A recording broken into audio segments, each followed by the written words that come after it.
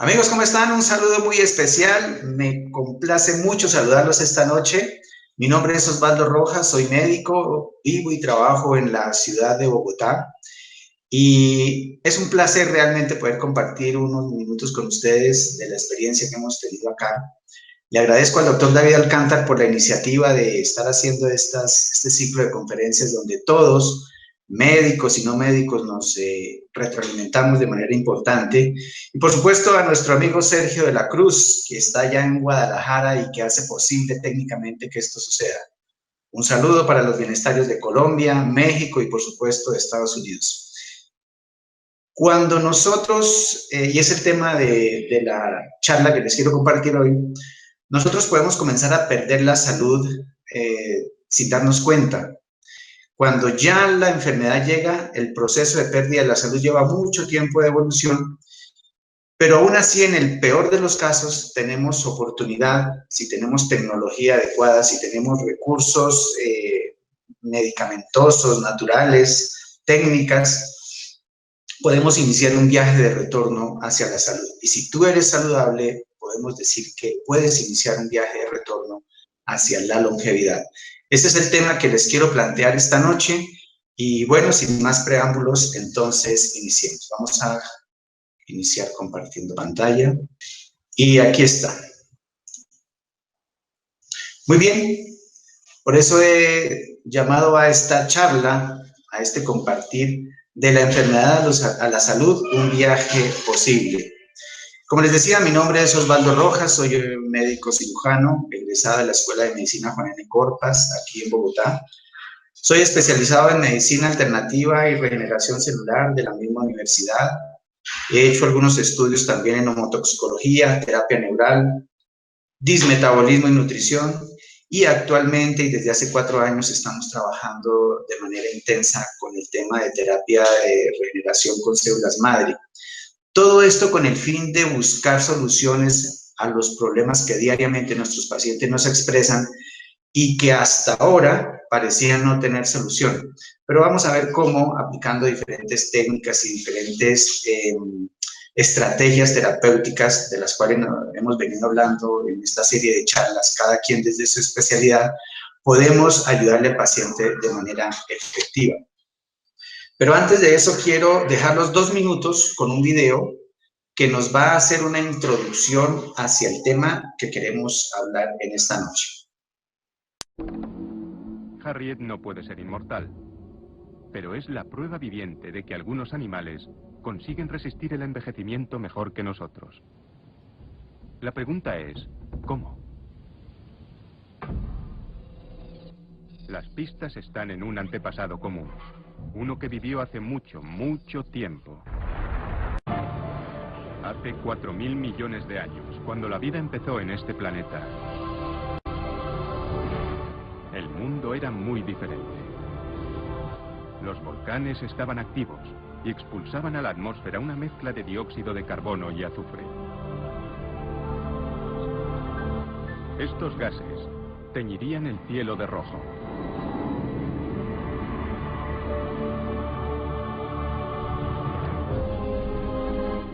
Las cianobacterias poblaban todo el planeta. Utilizaban la energía del sol y la combinaban con los gases de la atmósfera para fabricar alimento.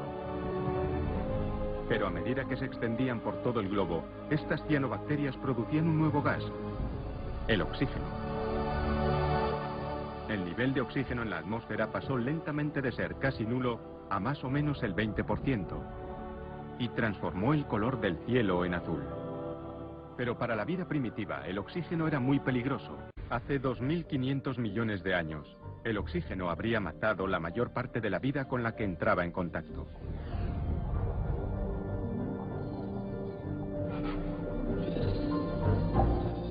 Pero un microbio encontró la forma de aprovechar el poder explosivo de este gas.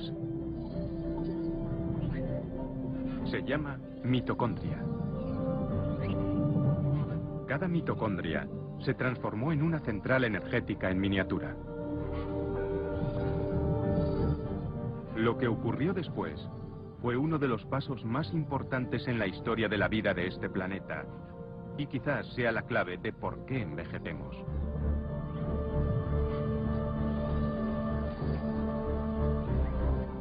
Dos de las muchas células independientes se unieron.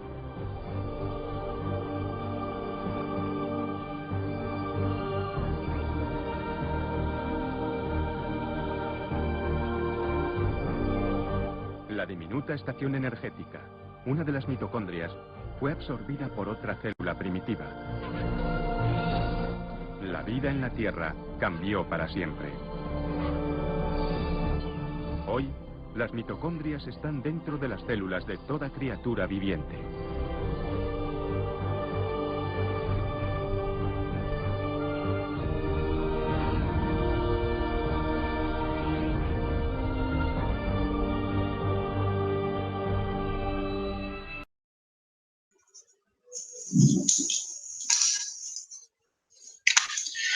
Muy bien, amigos, como se pudieron ustedes dar cuenta, la verdadera protagonista en el video, Harriet es un invitado, la tortuga. Harriet es la mascota de Darwin. Harriet es una tortuga que ostenta uno de los récords de longevidad. De hecho, Harriet recién murió más o menos en el 2006, si no estoy mal, a una edad de 176 años. Vivió toda la vida en las Islas Galápagos y, como les comentaba, fue la mascota de Darwin, de alguna manera. Pero lo que quería resaltar del video es el tema del origen de la vida y la teoría endosimbiótica. ¿Por qué? Porque las mitocondrias tienen definitivamente un papel súper importante ahí, toda vez que en aquel entonces, hace 4 millones de años, que apenas eran bacterias, se fusionan tratando de invadir, como lo hacen siempre las bacterias, una célula, y lejos de producirse un rechazo o una situación de daño a nivel celular, lo que termina es generándose la vida que conocemos hoy en día. Este concepto quiero que lo tengamos en claro porque más adelante nos va a permitir entender muchas cosas de las que les quiero compartir esta noche. Y miren la importancia de la mitocondria. No solamente fue una, sino que con el paso y la evolución del tiempo entraron más y más mitocondrias, y hoy en día tenemos que el 70% de nuestro peso corporal corresponde a las mitocondrias. Eso quiere decir que tenemos entre 500 a 2500 mitocondrias por célula. Eso quiere decir, a su vez, que lo que pasó hace 4 millones de años, 4.000 millones de años, hoy en día es lo que ha generado la vida que conocemos. Este concepto también es muy importante que lo tengamos en cuenta. ¿Y cuál es la función de la mitocondria? Producir ATP. ¿ATP qué es? Pues la energía que conocemos para que nosotros podamos vivir. Nacer, crecer, reproducir y morirse necesita de ATP. Todas las actividades que nosotros hacemos de día o de noche necesitan de ATP. ¿Y de dónde saca la mitocondria los sustratos para producir ATP? De dos cosas que hacemos a diario: alimentarnos y respirar. Si nosotros no nos alimentamos o si no respiramos, pues no tendremos sustratos para que las mitocondrias produzcan energía, y si no hay energía, sencillamente no hay vida, como ya lo vimos. Pero hay un precio que se paga por esta elaboración de energía, y es la producción de radicales libres. Cada que nosotros comemos y respiramos, producimos energía, pero también producimos radicales libres. En condiciones normales, estos radicales libres son los responsables del envejecimiento nuestro. Por eso me gustaba el video. Harriet también envejeció, nada más que a otro ritmo, debido a que respiraba y debido a que comía, y en su consecuencia producía radicales libres. Ahora, no solamente se producen radicales libres al interior de nuestro organismo a expensas de lo que comemos, sino que también hay una producción de radicales libres exógenos o que están en el medio ambiente. De eso podríamos hablar muchísimo tiempo y de muchos temas: la contaminación ambiental, el humo, la industrialización, los rayos ultravioleta, etcétera, etcétera. Sin embargo, los generadores de radicales libres exógenos que están fuera de nuestro cuerpo apenas corresponde el 20%. El 80%, el grueso en la producción de radicales libres, está generándose dentro del organismo, específicamente dentro de la célula y puntualmente desde la mitocondria. Este concepto es importante porque entonces vamos a tener sustancias o elementos que nos ayudan a controlar los radicales libres, que se conocen como antioxidantes, unos exógenos y otros endógenos. Nos vamos a concentrar en los endógenos, que es el sitio donde la vida, como ya lo vimos, comienza y donde podemos perder la vida también si nos descuidamos. Dentro de las sustancias antioxidantes endógenas, la principal que tenemos es la superoxidasa, también está la catalasa y el glutatión peroxidasa. Estos elementos son los que ayudan a mantener el equilibrio entre la cantidad de oxidantes que se producen y la eliminación o el control, o como lo dice acá en el texto, la transformación de estos radicales libres en sustancias no tóxicas. Es una especie de reciclaje que hace nuestro organismo. Muy bien. ¿Qué sucede cuando este equilibrio en el estrés oxidativo se pierde? Quiere decir cuando la cantidad de radicales libres es mayor a la cantidad de sustancias antioxidantes. Pues bien, a esto se le conoce como estrés oxidativo. Veamos entonces en qué consiste el estrés oxidativo. Tenemos aquí una mitocondria en condiciones normales y aquí una mitocondria que ha sido alterada por el estrés oxidativo. Una mitocondria en condiciones normales va a producir mayor cantidad de ATP y muy poca cantidad de radicales libres, lo que hace que el organismo se encuentre en equilibrio, con buena energía, con buena salud, con buen funcionamiento de sus órganos, tejidos y en general con una vitalidad excelente. Cuando una mitocondria comienza a sufrir su proceso de envejecimiento o comienza a tener daños a expensas del estrés oxidativo, la cantidad de radicales libres aumenta y la cantidad de ATP disminuye. A este desequilibrio es lo que llamaremos entonces efectos del estrés oxidativo. ¿Qué sucede cuando se genera este desequilibrio o este estrés oxidativo? Los excesos de radicales libres que llevaron a eso afectan de manera importante a la microcirculación. ¿Qué es la microcirculación? La microcirculación está compuesta por los pequeños vasos que tenemos en el organismo, tanto venosos como arteriales, y los capilares arteriales y los capilares venosos, es decir, son vasos que son todavía más pequeños que las vénulas y los vasos más pequeños. Y, por supuesto, no nos podemos olvidar del capilar linfático. Es decir, tenemos tres estructuras, la parte venosa, la parte arterial y la parte linfática. Este exceso de radicales libres, como les decía, alteran estas estructuras debido a que dañan el endotelio, es decir, la capa interna, la capa más interna que encontramos en las arteriolas y en las vénulas, comienza a sufrir un proceso oxidativo también y de envejecimiento, y los líquidos que se deberían mover por ahí, que son sangre arterial, sangre venosa y linfa, van a presentar una especie de congestión o de trancón que solamente va a ser evidente cuando este proceso lleva años de suceder. Y ya lo puedo ver porque los pies se me inflaman, se me inflaman los párpados, pero antes de eso es casi que imperceptible. Y la única manera de yo saber que estoy inflamado, pues es de pronto por algunos síntomas como dolor de cabeza, mareos, pérdida del cabello, alteración en la constitución de las uñas, mal sueño, cambios en el temperamento. Es decir, yo lo describo de manera sencilla como el paciente, que todos sus exámenes salen bien, pero él se siente enfermo de múltiples cosas. Ese paciente que tiene esas características ya se está oxidando de manera descontrolada y puede estar comenzando a perder su salud. Y como les decía, probablemente todavía no nos hemos dado cuenta. A ese proceso de inflamación permanente que se genera allí, en esta parte del organismo, lo vamos a llamar una inflamación crónica, mínima pero crónica, mantiene mucho tiempo el organismo en esa situación, al punto que con el paso de los años comienza ya a manifestarse diferentes enfermedades.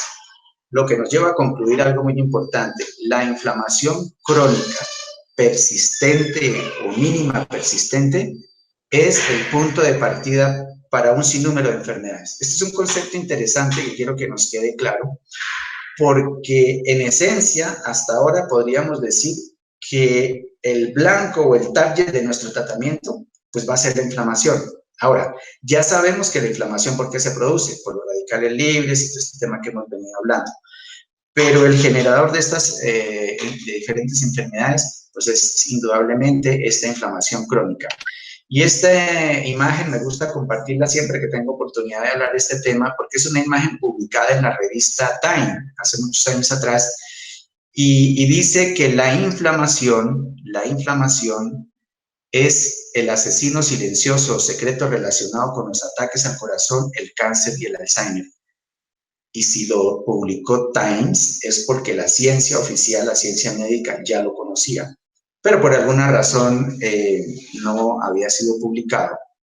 Es bueno saber hoy en día que estos conceptos están claros desde hace mucho tiempo, pero no se habían aplicado al bienestar de los pacientes. Y miren, cuando sucede este aumento en los radicales libres con un descontrol de los antioxidantes, que son las sustancias encargadas de controlar los radicales libres, pues entramos en este proceso de estrés oxidativo. Y como les decía, el estrés oxidativo está asociado a muchísimas enfermedades. Yo he dicho que 250, pero parece que hay datos que apuntan a que se acerque ya a las 300 enfermedades, la mayoría de ellas crónico-degenerativas. Miremos, por ejemplo, a nivel del cerebro, ¿qué hace el estrés oxidativo? Traumatismo, infarto, cáncer, migrañas. No vamos a irnos a algo tan dramático como el cáncer cerebral, pero una migraña también puede estar asociada a estrés oxidativo. Parkinson, Alzheimer, problemas psiquiátricos, obsesivo-compulsivos, maniáticos, depresivos, hiperactividad, autismo en los niños. ¿Cuántos niños conocemos o sabemos que son hiperactivos o que están pasando por un proceso de autismo? Y muy seguramente está asociado al estrés oxidativo, y muy seguramente si revisamos esos niños lo que están consumiendo, pues vamos a encontrar la respuesta. Vamos a hablar un poco más del tema más adelante. Miremos a nivel renal, enfermedad crónica del riñón, termina en trasplante renal, nefritis, glomerulonefritis. Hablemos ahora de la parte del corazón, por ejemplo, enfermedades congénitas, hipertensión, isquemia, infarto del miocardio. Miren, incluso enfermedades congénitas pueden estar asociadas al estrés oxidativo. A nivel del sistema inmune, colon irritable, cáncer, el lupus. Miren cómo podemos ayudar a una persona que tenga lupus a que revierta ese proceso y a que se negativice si nosotros controlamos el estrés oxidativo. Enfermedades autoinmunes, desde luego inflamaciones crónicas, en fin, aquí hay un sinnúmero de ejemplos que podríamos mencionar asociados al estrés oxidativo. Y miren este dato, ¿qué es lo que más genera estrés oxidativo a nivel mitocondrial y por lo tanto a nivel celular? El exceso en el consumo de azúcar. En el 2014, 5 de marzo, la Organización Mundial de la Salud estableció, después de una investigación concienzuda, larga, juiciosa, bien programada, que la cantidad de azúcar máximo que una persona debe comer al día es de 25 gramos. Pero aquí hay una cosa importante a resaltar, y es que 25 gramos, si la persona es adulta, sana, hace ejercicio y no tiene ninguna otra enfermedad. Pero si la persona no cumple con estos requisitos, pues los 25 gramos se van a convertir en 20, en 15, en 10 y a lo mejor 0. Yo, personalmente, ante un paciente con enfermedad crónica, de entrada, le solicito, le pido que retire el azúcar como parte integral del tratamiento. En ese mismo año se estableció que en Colombia estábamos consumiendo más de 100 gramos de azúcar. Estamos hablando del año 2014 al 2018, seguramente ya el porcentaje, seguramente no, ya estamos en 104 gramos, igualando a nuestros amigos hermanos de México. Seguramente este número también ha subido, pero mire, Brasil 152 gramos y Estados Unidos no se queda atrás. Este es el origen del principal generador de estrés oxidativo y por lo tanto de inflamación y de todo lo que hemos hablado hasta ahora. ¿Y cómo no nos vamos a estar pasando la cantidad de azúcar permitido al día si es que la mayoría de elementos, porque ya casi no se les puede llamar alimentos, que están en el comercio, en los anaqueles de los supermercados, están cargados de azúcar? Y no solamente de azúcar. En esta página ustedes pueden encontrar información, datos muy relevantes, y uno de ellos es que además de azúcar, estamos consumiendo más de 3.500 toxinas que se encuentran presentes en los supermercados, en los alimentos y en los productos que venden en los supermercados. Y aquí viene, entonces, una explicación sencilla de cómo este exceso de radicales libres comienza a afectar nuestra salud de manera importante. Este es el esquema de lo que sería ideal de un equilibrio inmunológico, representado por TH1 y TH2. Lógicamente hay otros elementos, aquí está TH17 y otros elementos, pero vamos a hablar de los básicos, TH1 y TH2, donde TH1 está representado por la interleuquina 1, interleuquina 6, factor de necrosis tumoral alfa, interleuquina 17, interferón gamma, interleuquina 2 e interleuquina 1. Y el T2 mantendrá equilibrado mientras los niveles de interleuquina 4, de interleuquina 10 estén en condiciones adecuadas. Cuando se presentan estos, y obviamente el factor de crecimiento transmembrana beta.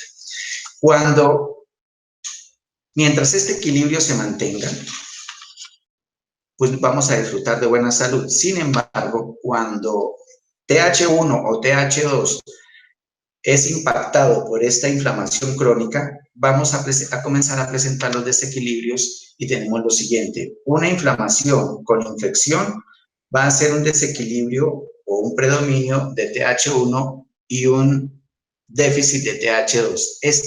Esta balanza inclinada hacia TH1, pues es la forma esquemática de definir la inflamación e infección. ¿Qué importancia tiene esto que les estoy contando? Pues que llámese desequilibrio hacia TH1 o hacia TH2, o en este caso que es TH2 contra TH1, que representa las alergias, el proceso inflamatorio fue el que finalmente llevó a que estos desequilibrios se presentaran. Aquí vemos otros ejemplos. Este es el balance normal. Un proceso autoinmune tiene una carga más de TH1 que de TH2. El cáncer es un proceso más hacia TH2 que hacia TH1. Y lo ideal, pues, es la inmunomodulación, que es lo que nosotros debemos buscar cuando manejamos este tipo de enfermedades autoinmunes y crónicas. Pero vuelvo y repito, lo que quiero destacar de acá es que sea TH1, sea TH2, sea donde se desequilibre la balanza que termine generando una enfermedad, el proceso empezó por una inflamación. ¿Y por qué? Porque había un exceso de estrés oxidativo. ¿Y por qué? Por lo que ya hemos visto a lo largo de esta charla. Vamos a poner un ejemplo muy común y es el tema de la obesidad. Cuando nosotros nos estamos enfrentando a un paciente con obesidad, tenemos varios retos que atender. Sin embargo, la experiencia nos ha demostrado que si nosotros empezamos por manejar la inflamación en ese paciente, los resultados se comienzan a ver de manera no solamente más rápida, sino más permanente. La industria farmacéutica o algunos productos de la industria farmacéutica han aprovechado este concepto, a lo mejor hasta sin saberlo, aunque yo no creo que sea tan así, pero utilizan el concepto de la inflamación para prometer resultados inmediatos. Y entonces dicen, nuestro producto lo va a reducir de peso 1 kilo por día, al final de la semana puede haber reducido hasta 10 kilos. En realidad, lo que pueden estar haciendo esos productos es desinflamar a la persona a expensas de deshidratarlo de alguna manera, porque como vimos, la inflamación tiene un componente inmunológico que no va a manejarse tan fácilmente con un diurético, y a la postre están agravando el problema de salud de la persona. Y si la prueba de ello es, ustedes seguramente conocen personas que se han hecho el bypass gástrico, liposucciones, este tipo de cirugías, con el ánimo de bajar de peso, pierden peso porque están entrando en un proceso de nutrición, pero lo pueden volver a ganar. ¿Por qué? Porque su problema metabólico de base, su desorden metabólico, aún no se ha corregido. Entonces, volvamos al tema acá de la obesidad.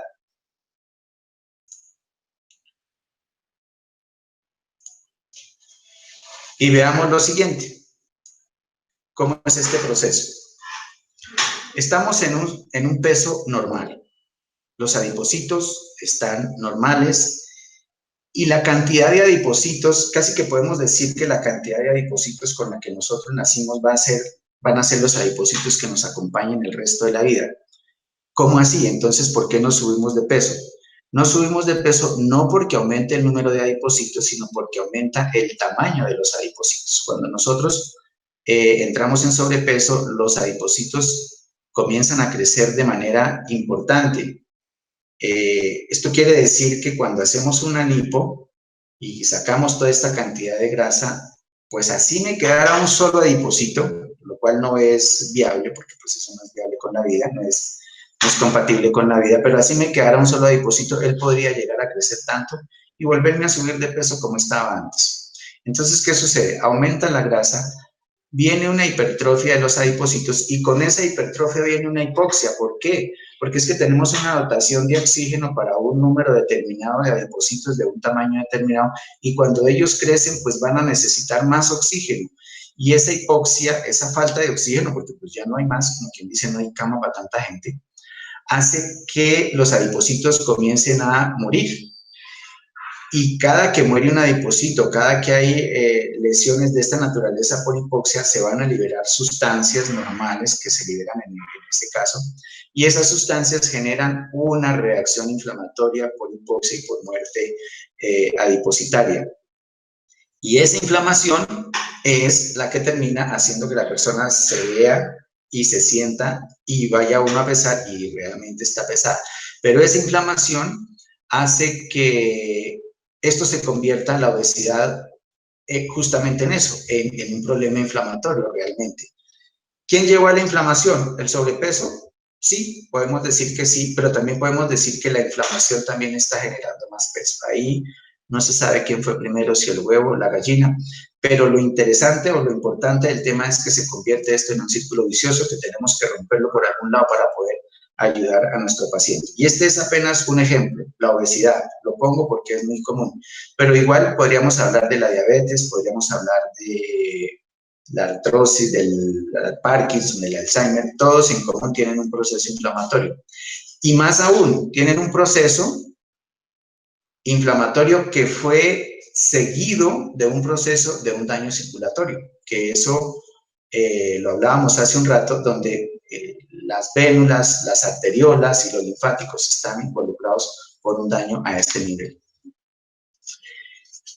Y aquí viene algo interesante y aquí quiero que retomemos nuevamente el tema de nuestro video, del video de Harriet, nuestra querida tortuga mascota de Darwin. Quise que viéramos este video para que recordáramos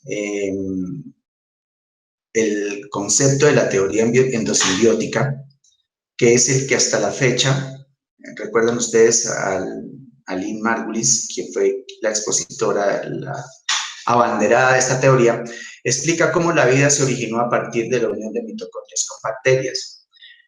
Y de ahí todo lo que ha pasado y ha sucedido, que es lo que conocemos actualmente sobre la faz de la Tierra. La vida animal, la vida vegetal tuvo un origen en común en ese sentido con el tema de las mitocondrias. Las mitocondrias en los vegetales pues no se llaman mitocondrias, se llaman cloroplastos, pero el funcionamiento, el objetivo es el mismo. De hecho, antes de que las mitocondrias o bacterias, que en ese momento eran, pudieran colonizar o invadir nuestras células, los cloroplastos fueron los encargados de generar oxígeno y lograr así que la mitocondria aprovechara el oxígeno y pudiera generar la simbiosis que hizo con la célula.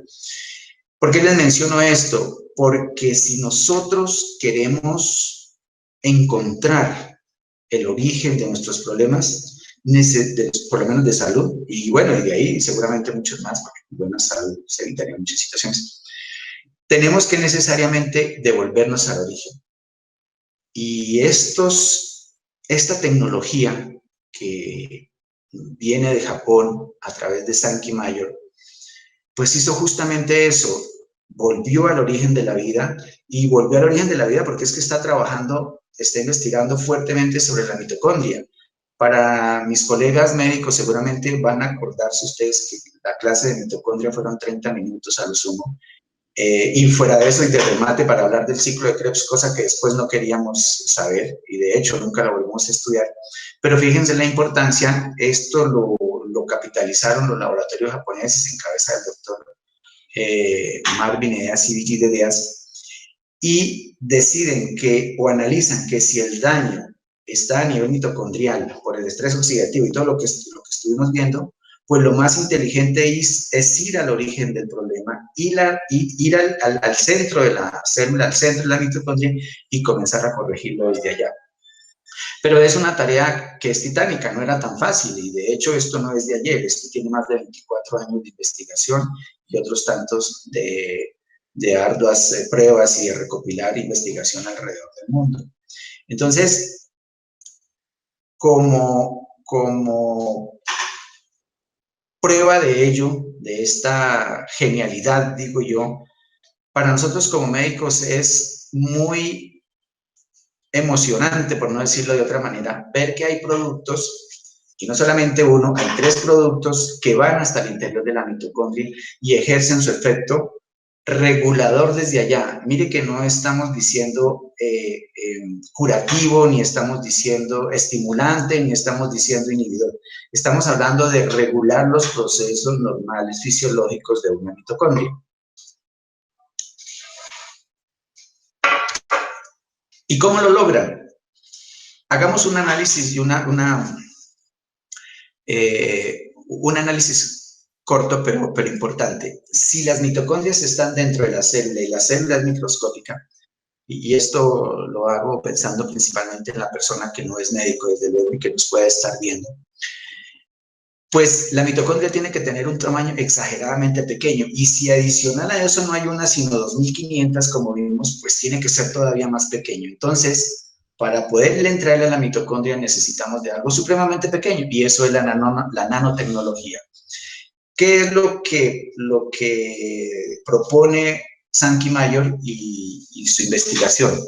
Utilicemos productos naturales, como el olivo, el romero y el frijol negro. Hay una cantidad de investigaciones por qué se eligen estos 4 productos y el agua de mar, para que corrijamos el daño que se está generando en las mitocondrias desde hace mucho tiempo atrás y que nos ha cortado el promedio de vida y que nos ha generado tanta enfermedad. Olivo, romero, frijol negro y té verde se fermenta, lo que quiere decir que yo le entrego a mi organismo el producto listo para consumir, no tiene que procesarlo de ninguna manera, y fuera de eso la microbiota, que son las bacterias en el intestino, lo van a leer fácilmente. Se fermenta, se lleva a tamaño nano y se empaqueta dentro de estas microesferas.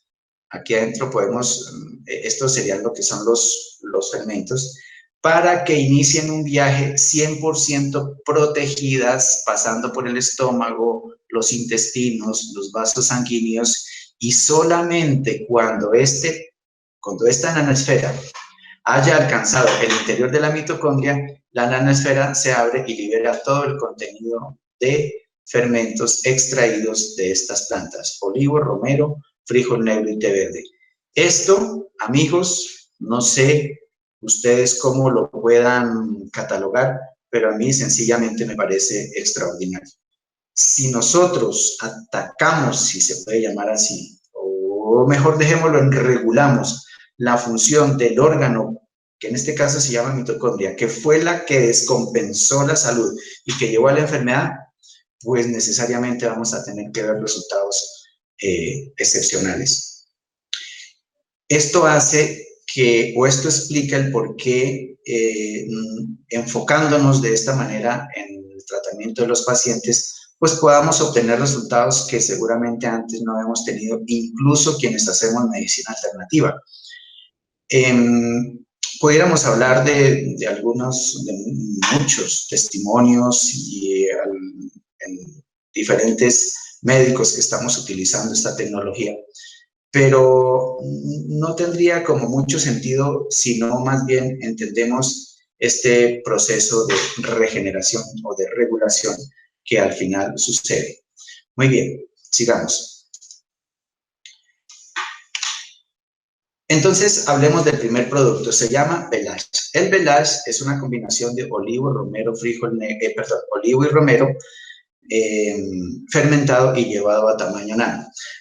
Recuerda que les decía que nuestro organismo tenía sus propios antioxidantes, que eran la superoxi mutasa, glutatión peroxidasa y catalasa. Pues bien, una de las funciones o uno de los efectos que tiene el Velage es la de reactivar estos antioxidantes naturales del cuerpo.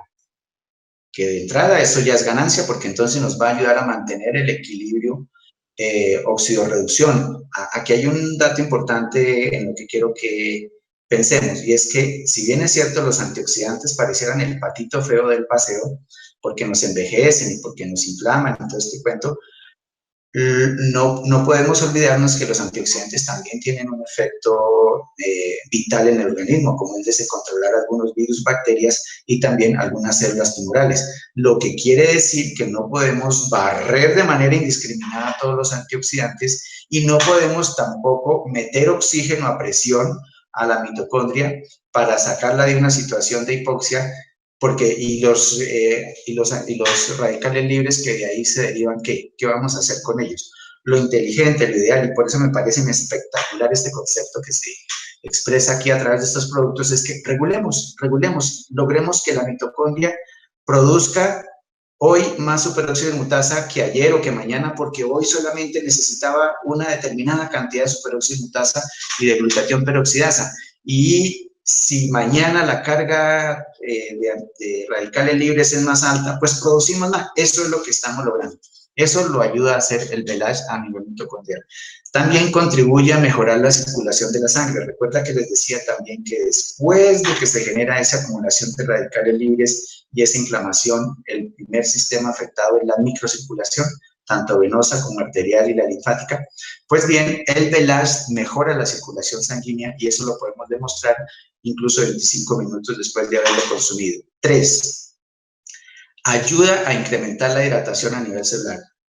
Amigos, amigas, hidratarse no es andar con una botella de agua, tomando agua todo el día y orinando como locos todo el día. Eso me quita la sed y está bien, hay que hacerlo. Pero aquí nos estamos refiriendo a la hidratación que se debe tener a nivel intracelular, allá a nivel mitocondrial. ¿Qué sucede? El agua que tomamos difícilmente va a llegar allá. El agua que la mitocondria utiliza la produce ella misma. En ese proceso de generar energía, la mitocondria también produce otros elementos, incluido el agua. Pero si yo tengo mi mitocondria lesionada, oxidada, dañada, envejecida, y pues con mayor razón si ya murió, pues no va a haber producción de agua, no va a haber hidratación y eso genera daños y fallas en la función mitocondrial. Y número 4, puede aumentar la producción de energía. Claro, de hecho, los deportistas de alto rendimiento lo están consumiendo y tuvieron que solicitarle al laboratorio que certificaran no doping porque el rendimiento que estaban teniendo era evidentemente superior al de las personas, o en este caso a sus compañeros de competencia que no utilizaban este tipo de productos. Y aquí viene lo que les comentaba que puede ser a nivel de la microcirculación. Eso lo podemos demostrar 25 minutos después de haber consumido el producto a través de estos equipos de tecnología de punta que nos llegan de Japón también y que permiten de una manera indolora, no invasiva, evaluar cómo está tu circulación antes y 25 minutos después de haber consumido velage, como lo podemos ver en estas imágenes. Estas imágenes son reales, es de una persona antes de consumir velage y 30 minutos después de la toma de velage. Observen cómo sus capilares, que es lo que vemos acá, están recogidos. Hay zonas blancas que indican que no hay circulación y que en consecuencia lo que tenemos es linfa y líquido proinflamatorio o inflamatorio en esta zona y eso hace que el organismo pues no funcione de la misma manera. La importancia de esto, mis queridos amigos bienestarios, es que este es un promedio de lo que está sucediendo en el resto de su organismo. Si bien lo vemos en la parte distal, que por practicidad utilizamos los dedos de la mano, puede ser los dedos del pie, las orejas, los labios, es decir, cualquier sitio distal, pero es un promedio de lo que sucede en el resto de tu organismo. Imagínate si esto está sucediendo en el cerebro, en el páncreas, en el hígado, en diferentes partes del cuerpo, pues son órganos que van a estar funcionando de manera inadecuada. Por otro lado, observen ustedes lo que pasa 30 minutos después de la toma de velage. Ese es el mismo paciente. Miren cómo sus capilares comienzan a estirarse, pudiéramos decir, o a crecer. Imagínense ustedes una manguera enrollada, abandonada durante mucho tiempo y de repente alguien la conecta al grifo del agua, abre el agua y comienza a circular nuevamente. Eso es lo que estamos logrando acá. No es que estemos sacando capilares nuevos, no, estamos destapando, por decirlo de alguna manera, los capilares que permanecieron ahí dañados y dormidos durante mucho tiempo, por efectos del estrés oxidativo, por efectos de la inflamación, que a su vez es efecto del exagerado consumo de azúcar y de todo esto que he venido hablando. Este es otro ejemplo de una persona con enfermedad de Raynaud. Miren ustedes cómo están sus capilares casi que nulos, mucha inflamación, uno que otro capilar, y vean cómo 30 minutos después esta actividad capilar aumenta de manera significativa. Esto, para este tipo de pacientes, implica menor inflamación y sobre todo menor dolor. Ya con eso hemos ayudado a una persona que sufre estos dolores supremamente incómodos y limitantes, y ni qué decir del resto de su organismo, cómo se beneficia. Y por eso es que estas imágenes, que seguramente algunos de ustedes ya conocen, se pueden ver y se pueden evidenciar en la consulta diaria y en la no consulta. Si tú no eres médico, tienes toda la tranquilidad para recomendar este producto porque es un alimento y ayudar a muchas personas que puedan tener problemas de circulación. Y mira, antes y después de 30 días, eso yo no conozco un producto que actúe de esa manera. Ahora, lo importante de esto es que si mejoró este problema aquí a nivel local, quiere decir que a nivel sistémico también ha tenido un efecto importante, porque para que llegue a lo distal, tiene que haber pasado por toda la parte central e irse distribuyendo. Esta imagen representa la microcirculación que todos tenemos en nuestro cuerpo. Fíjense ustedes cómo es de rica esta capilaridad. Y si esto es así, esta maraña, pudiéramos llamarla, es así, imagínense el beneficio tan enorme que tenemos cada que nos tomamos un sobre de Veloce. Lo que logramos es que estos que son los glóbulos rojos comiencen a circular y a llevar oxígeno y finalmente a llevar vida. Esto es lo que se logra mejorando la microcirculación, pero esta imagen la traigo porque quiero que analicemos también algo que va más allá de simplemente cerrar una úlcera. Generalmente estas úlceras se presentan ¿en qué tipo de pacientes? En pacientes diabéticos, ¿verdad? Es lo usual. Sin embargo, bueno, hay otro tipo de pacientes que también las pueden presentar indiscutiblemente. Pero lo que yo quiero destacar acá, lo que yo quiero comentarles es lo siguiente. Si nosotros logramos mejorar la circulación periférica, es decir, la circulación más alejada, la distal, la más pequeña, quiere decir que ya hemos impactado de manera positiva la circulación central, o sea, la circulación de los órganos. Si nosotros vemos un paciente con ese tipo de lesiones que está mejorando, es un indicativo indirecto, pero muy puntual, de lo que está sucediendo en sus órganos internamente. Si nosotros tenemos en cuenta que ese paciente diabético llegó allá por una lesión en su sistema circulatorio, a expensas del azúcar, a expensas de la inflamación y la oxidación, como ya lo hemos dicho y lo seguiré diciendo, ese es el concepto que quiero que les quede hoy, y está mejorando, pues ese paciente seguramente también está mejorando su metabolismo, su resistencia a la insulina, su dislipidemia, su inflamación a otros niveles.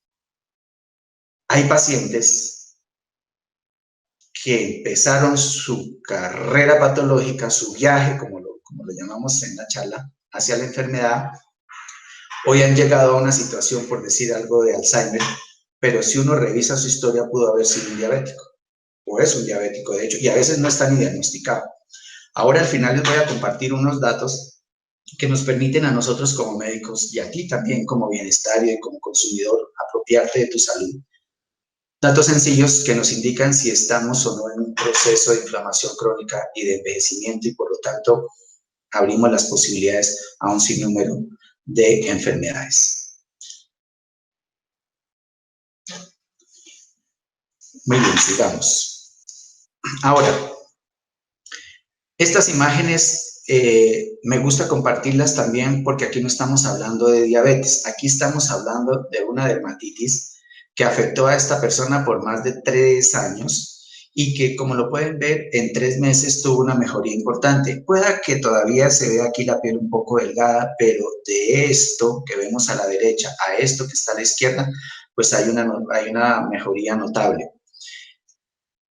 ¿Qué significa esto? El estrés oxidativo definitivamente no solamente está dañando la microcirculación, sino que está afectando ese equilibrio inmunológico del que les hablaba hace un rato, y que seguramente, mientras que a la persona con diabetes su equilibrio TH1, TH2 apunta hacia la inflamación y a la infección, aquí apunta hacia la parte crónica y a la alteración del sistema inmunológico, con lo cual virus, hongos, bacterias proliferan y se hacen difíciles de controlar. Si nosotros devolvemos, si nosotros recuperamos el equilibrio entre los radicales libres y las sustancias antioxidantes, pues podemos ver también este tipo de cambios. Hay una entrevista que ustedes pueden poner en YouTube, entrevista del doctor Luc Montagnier, y van a ver que él dice, Luc Montagnier fue quien aisló el virus del SIDA y por lo cual ganó el premio Nobel en ese año, que entre otras cosas son compañeros del doctor B.J.D. Marvin Ideas, y ellos estaban compitiendo en ese mismo año por el premio Nobel. Se lo llevó el doctor Luc Montagnier por el tema del SIDA, pero ambos fueron nominados. Y él dice en esa entrevista, si nosotros no controlamos el estrés oxidativo, no podemos controlar el virus del SIDA. Vuelvo y repito, si no controlamos el estrés oxidativo, esto quiere decir disminuirlo, equilibrarlo, ya vimos que el juego es equilibrarlo, no podemos controlar el virus del SIDA. Y eso es aplicable para bacterias y para hongos. Por eso el caso que les traigo para compartir me parece de vital importancia. Bueno, vamos porque el tiempo se nos acaba.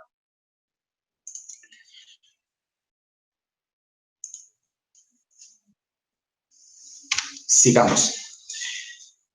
Este es otro caso que les quiero compartir. Esta es una paciente que consulta porque ha tenido alteraciones en el peso, sube y baja de peso, ha tenido alteraciones en el periodo menstrual, tiene cambios en el temperamento, el cabello se ha vuelto achilado, dice ella. Y cuando nos menciona este tema del peso y algunas migrañas y cosas, pues nosotros pensamos inmediatamente, aquí puede haber un problema metabólico. Le solicitamos unos exámenes tipo insulina, glicemia, pre y post, ya más adelante lo vamos a ver. Y efectivamente encontramos un problema metabólico y ella también consulta por problemas menstruales, menstruaciones adelantadas, atrasadas, dolorosas, tremendamente dolorosas, mucho cólico y también con un aumento en la cantidad de flujo sanguíneo. Le pedimos los exámenes mientras ella va a su ginecólogo, el ginecólogo la examina, le hace una citología y encuentra criterios para hacerle un examen Papa Nicolau, y en ese examen encuentran que hay una población importante de virus de VPH. Miren ustedes, VPH genotipo 16 negativo, 18 negativo, pero aquí hay otros tipos de VPH de alto riesgo, en total 1, 2, 3, 4, 5, 6, 7, 8, 9, 10, 11 y 12 que salieron positivos. Esta paciente, comenzamos a reunir los datos de ginecología más los que teníamos nosotros y decidimos empezar su tratamiento corrigiendo la resistencia a la insulina y su problema metabólico, a pesar de ser una paciente con un peso adecuado. Cuando ella habla de problemas de peso es porque tendía a bajarse más de peso de lo normal. 2 años después, ella se va, se lleva su tratamiento. 2 años después regresa, se hace nuevamente sus controles. Cabe aclarar que durante esos 2 años nos consta que estuvo tomando el producto, que estuvo tomando esta tecnología, y miren lo que encontramos. Genotipo VPH, genotipo 16, no detectado, genotipo 18 no detectado, genotipo 31 no detectado, 45 no detectado, y genotipo 51 detectado, que es uno de los menos agresivos, el 52 no detectado, y otros tipos de VPH de alto riesgo no detectados. Otros tipos de alto riesgo no detectados son los que aquí encontramos VPH de alto riesgo positivo. Tengan en mente ese dato porque esta paciente la vamos a seguir comentando en la siguiente imagen. En el siguiente documento que vamos a seguirlo. Lo vamos a seguir analizando porque se trata de la misma paciente.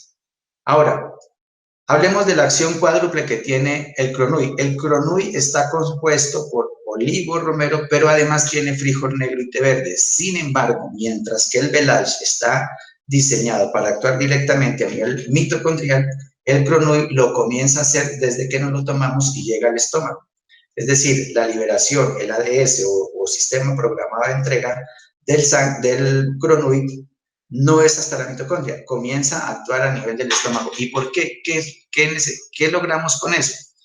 Reducir la absorción de carbohidratos. ¿Cómo logra esto? A nivel del intestino están las enzimas que desdoblan los azúcares y el Cronui, por sus componentes, hace que estas enzimas no tengan una acción lítica sobre los carbohidratos y por lo tanto no se absorban en la misma cantidad.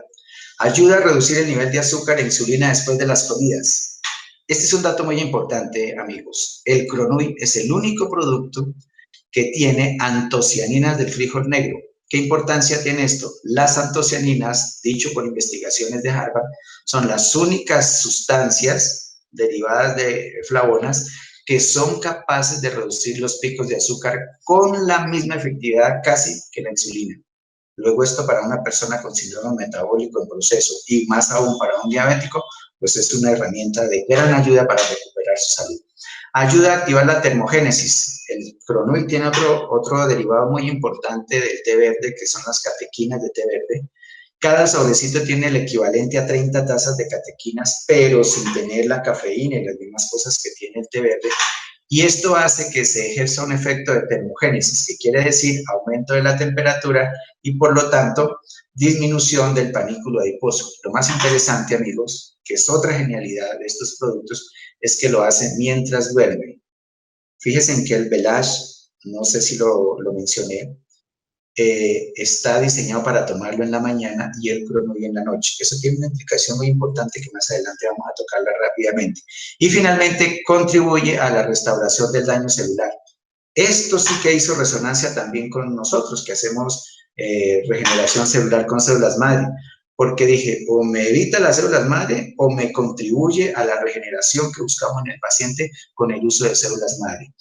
Y bueno, en otra oportunidad, sí, o ahora sí tenemos tiempito que lo dudo, les puedo contar experiencias que hemos tenido a este respecto. Volvamos con nuestra paciente ahora con lo que tiene que ver con ella en el consumo de Cronui. Porque, como les decía, encontramos en ella una resistencia a la insulina. Miren ustedes, la glicemia basal de esta paciente estaba en 76, entre 70 y 10, pues está bien, con tendencia a la hipoglicemia, pero la postprandial sí es más baja. Sin embargo, de 66, 67.8 a 70, uno diría, o por lo menos me pongo en los zapatos del médico de la EPS y le digo a la paciente, haga una dieta, deje de consumir azúcar. Y listo, no es más lo que tiene. Sin embargo, si yo evalúo la insulina, puedo ver que la insulina basal está en 368, que según estos parámetros podría considerarse normal, y la insulina de 2 horas está en 19.6, que según los parámetros también podría considerarse normal.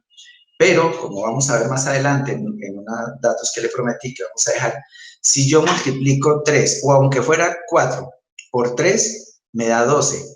Y la postprandial está en 19, que es mayor a 12, lo que quiere decir que esto es un criterio para diagnóstico de resistencia a la insulina.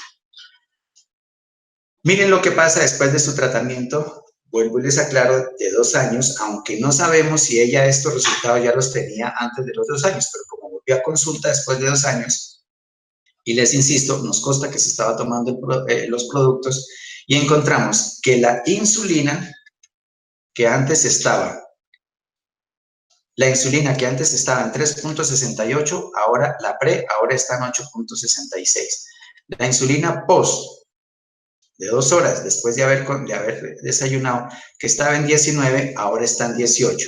Si nosotros multiplicamos 8 o pongámosle 9 por 3, 27. 27 es mayor a 18, lo que quiere decir que la resistencia a la insulina también mejoró. Y van 2. 1, el tema del BPH. 2, la resistencia a la insulina. Y por ende, pues las cifras de glucosa también mejoraron. Miren, la glucosa pre, que estaba, aquí tenemos la glucosa, glicemia basal, en 76, pasó a 97 y la POS, que estaba en 67, pasó a 88. Resistencia a la insulina, BPH y resistencia a la insulina y BPH. Hasta ahí llevamos la evolución de nuestra paciente. Ahora miremos otra cosa. Recuerda que les comenté que esta paciente también había consultado por desórdenes menstruales y que había tenido que ir al ginecólogo, todo este tema.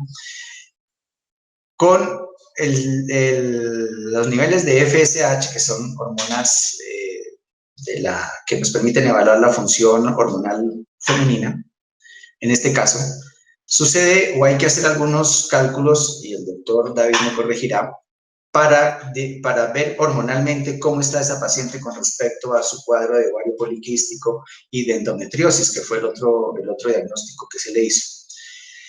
Si en este caso la FSH está en 635, que es menor a la hormona luteinizante, cuando ella se hace su tratamiento, la FSH pasa, que estaba en 635, pasa a 237, y la LH, que estaba en 21.8, pasa a 4.58.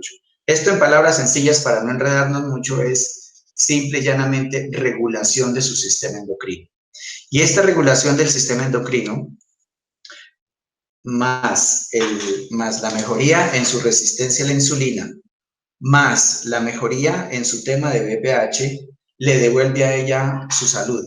La pregunta es, o el análisis es, ¿hubiésemos logrado eso de pronto con el tratamiento tradicional que son las hormonas? Yo creo que no. Cabe aclarar que la endometriosis hubo que operarla, ahí no pudimos hacer nada y usualmente no se puede hacer nada a menos de que haya alguna experiencia que demuestre lo contrario. Pero si nosotros analizamos, mejoramos su tema de peso, mejoramos su tema hormonal, mejoramos su tema de BPH, que era quizá lo más delicado, y su vida sexual de paso también seguramente ha mejorado porque eso le generaba otro tipo de problema. Sigamos. Y llegamos al tercer producto que se llama INER 7. Y aquí también hay una reflexión importante que quiero que hagamos ya en los minutos que nos quedan. El INER 7 es agua de mar. ¿Por qué agua de mar? Como vimos, nuestro origen, el origen de la vida que conocemos hoy en día, viene del mar. Si la vida que conocemos hoy en día empezó en el mar, pues es muy lógico y muy inteligente que volvamos nuestra dieta a tener productos del fondo del mar. Esto es lo que representa el INER 7. Y hay un dato interesante que te quiero compartir. Cuando la mitocondria invade a la célula, como lo veíamos en el video, y se genera esta simbiosis y se comienza la célula a adaptar a la mitocondria y la mitocondria a la célula y termina generando la energía a la mitocondria, que en ese momento era una bacteria, la célula, el elemento que más se necesitó para producir energía fue el magnesio. Y amigos, el INER 7 es una fuente de magnesio inagotable, y no solamente de magnesio, de más de 50 y 60 y tantos minerales y oligoelementos, todos ellos indispensables para la vida humana. Por eso les decía que la genialidad, una de las cosas que a mí me parece sencillamente extraordinario de esta tecnología es que volvimos al origen de la vida, tanto su acción a nivel mitocondrial con el olivo, el romero, el frijol negro, el té verde, y ni se diga con este tema de traernos agua de mar depurada, purificada y concentrada con una alta biodisponibilidad de minerales a la mesa de cada uno de nosotros. Y como si fuera poco, se le agregó una fruta japonesa llamada yuzu, que le provee características ni más ni menos que a nivel de la mejoría de la circulación sanguínea. Vean ustedes, mejora la circulación sanguínea. Además que le da un sabor súper agradable. Algunos estudios han demostrado cómo el INER 7 tiene sus efectos fisiológicos benéficos, y uno de ellos es que su contenido de magnesio favorece la síntesis hormonal y la regulación. Miren, en palabras prácticas, si hay una persona que se beneficia de esto, es la mujer en su etapa de menopausia y posmenopausia, perdón. Ayuda a neutralizar la acidez. Se llama INER 7 porque busca mantener el pH en un nivel de 7. Mejora el flujo sanguíneo y esto se le suma al efecto que tiene el Velage de mejorar la circulación y ayuda a eliminar las impurezas del cuerpo, empezando por el intestino, porque quien consume INER7 con regularidad pues tiene un mejor tránsito intestinal. Diferentes pruebas, en este caso estudios clínicos, demuestran cómo mejora la circulación sanguínea. Lo que vemos en la parte superior es la mano de una persona que no ha consumido INER7 con Yusin, y en la parte superior la mano de una persona que sí ha consumido INER7 con Yusin. A ambos los meten o introducen sus manos en una vasija con agua fría y vean ustedes cómo la persona que ha tomado Yusin tiende a mantener su temperatura estable, mientras que la otra persona no. Acto seguido, la temperatura disminuye, estas son imágenes de termografía, mientras en su totalidad disminuye, mientras que la persona con Yusin aún guarda señales de que su temperatura sigue manteniéndose estable. 10 minutos después sacan las manos y la persona que no ha consumido Yusin presenta termografía de color azul que indica que su circulación no se ha recuperado del todo, y la persona que ha tomado INER7 con Yusin se ve que notablemente está recuperando la temperatura de manera más rápida, lo que demuestra su acción a nivel circulatorio. Y finalmente, 20 minutos después, la persona que no ha consumido INER7 con Yusin sigue con termografía positiva para vasoconstricción, y esta persona ya ha recuperado el 100% de la temperatura, lo que quiere decir que tiene un efecto evidente a nivel circulatorio. Este estudio hace referencia a las ondas cerebrales. La onda cerebral mientras dormimos tiene esta característica, se llama onda delta, y es de sueño profundo. Y las ondas cerebrales mientras estamos despiertos y relajados, esto es interesante porque puedo estar despierto y he hecho un manejo de estrés y de nervios, predominan las ondas alfa. Las ondas beta corresponden a una persona que está despierta pero emocionada, de manera positiva o negativa pero emocionada. El INER7 con Yusin induce a que mi cerebro mantenga en ondas alfa, es decir, despierto y relajado, atento, activo, dinámico, tranquilo, amoroso, en fin. Todo lo que conlleva estar relajado. Este estudio demuestra a través de las ondas, de las fotografías de la termografía, fotografías de termografía, cómo 60 minutos después el INER7 con Yusin ha mejorado la circulación a nivel cerebral. Fíjense ustedes cómo las zonas rojas indican que la circulación cerebral ha mejorado con respecto al grupo de control, y eso explica cómo es que logra ese efecto sobre el estado de las ondas alfa en el cerebro. Otros estudios que se hicieron están encaminados a demostrar cómo el INER7 con Yusin mejora los estados de estrés. La línea amarilla representa al grupo de personas que tomaron INER7 con Yusin para este estudio, y la línea gris representa a las personas que no lo consumieron. Este punto donde se tocan las dos líneas, pues representa el momento en que ambos grupos son sometidos a una situación estresante. Y observen lo que pasa en las personas que no consumieron INER7 con Yusin. Los niveles de esta proteína que se llama CGA se disparan de manera importante, indicando que hay estrés. Esta proteína solamente se libera en situaciones de estrés. Y las personas que consumieron el Yusin no solamente se mantienen tranquilas, mira, sino que además siguen como todavía más tranquilas, y los niveles de esta proteína comienzan a disminuir casi a cero. Esto es interesante porque más de uno sufrimos de diferentes niveles de estrés. Este estudio que se le hizo al Yusin también es muy interesante porque busca demostrar la protección que tiene contra la radiación, llámese radiación del celular, del computador, o la radiación hecha cuando la persona es diagnosticada con cáncer. Esta línea, que aquí se ve de color morado, representa al grupo de personas o de individuos que no tomaron Yusin, pero que no tenían exposición a la radiación, para ver cómo es el comportamiento, en especial de los glóbulos blancos, que son los que más sufren ante este tipo de situaciones. La línea azul representa las personas que tomaron Yusin, y la línea fucsia, las personas que fueron sometidas a radiación y que no fueron protegidas con Yusin, es decir, fueron irradiadas de manera desprotegida. Observen ustedes cómo la pérdida o el daño de los glóbulos blancos en las personas que no tienen radiación alcanza a más del 80%, alcanza hasta un 20%, dejando una pérdida importante de glóbulos blancos. Y las personas que fueron protegidas con Yusin, su pérdida es mucho menos, menos sensible, digamos, acercándose al grupo de control, que son personas que no han tenido ningún tipo de irradiación, que tampoco están protegidas con Yusin. Y este es el cuadro que les quería dejar de recuerdo, de aporte.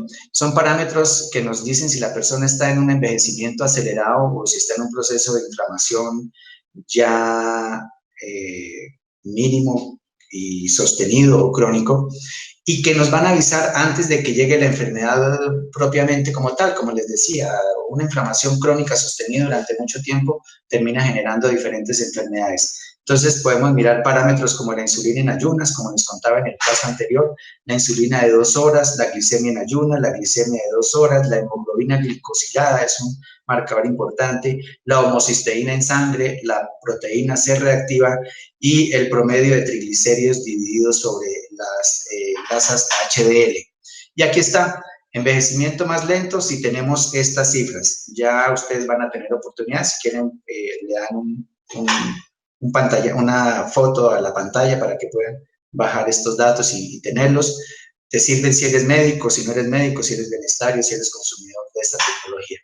Y aquí vamos a ver un envejecimiento más rápido si estos parámetros, en este caso más de 15, menos de 30, etcétera, etcétera. Ahí lo pueden tener ustedes para que lo consulten. ¿Cómo se debe consumir esta tecnología? Junto con la alimentación diaria, no tienes que hacer nada extraordinario, pero aquí hay algo ya para finalizar que les quiero compartir que hace parte de la genialidad de esto. Por donde lo veamos, tiene razones de ciencia y tecnología e investigación. ¿Recuerdan ustedes que el Premio Nobel de Medicina el año inmediatamente anterior fue otorgado a unos científicos que se dedicaron a estudiar la cronobiología?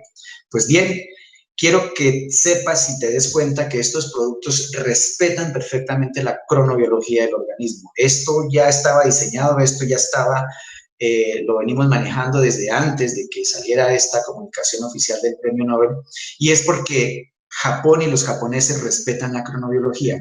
Por eso, el INER7, el Velage se recomienda tomar con el desayuno, es decir, un producto para el día.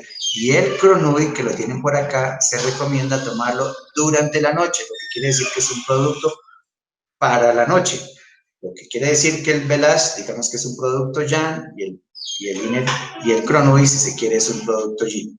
No sucede lo mismo con el INER7, que lo puedes tomar en la mañana y lo puedes tomar en la noche. Y adicional, si al mediodía quieres tomar un Cronuit con Velage, lo puedes hacer si es que estás en un proceso de control de peso, de reducción de peso, que equivale a decir, como ya lo vimos, reducción de la inflamación. Esta es otra genialidad que yo le veo a esta tecnología y que nos ha encantado y que nos ha dado por eso muy buenos resultados.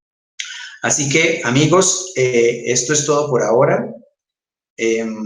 Yo les agradezco, espero haberles aportado datos y más que datos, conceptos de interés que puedan ser aplicados para ustedes mismos, para sus familias, para sus pacientes. Y si tú eres un bienestario que estás viendo esta transmisión, pues he tratado de que sea en un idioma, si se quiere decir, coloquial, para que nos podamos entender y podamos sacarle el máximo provecho a este concepto. Tenemos una herramienta, tenemos un conocimiento, tenemos una información súper interesante, pero de nada nos sirve si no comenzamos a aplicarla primero en nosotros mismos y segundo en nuestros seres queridos y por supuesto en nuestros pacientes. No dejes que el azúcar te inflame, no dejes que el azúcar te mate. Amigos, eso es todo por hoy. Un afectuoso saludo desde Bogotá, Colombia. Nos vemos en otra ocasión. Chao, chao.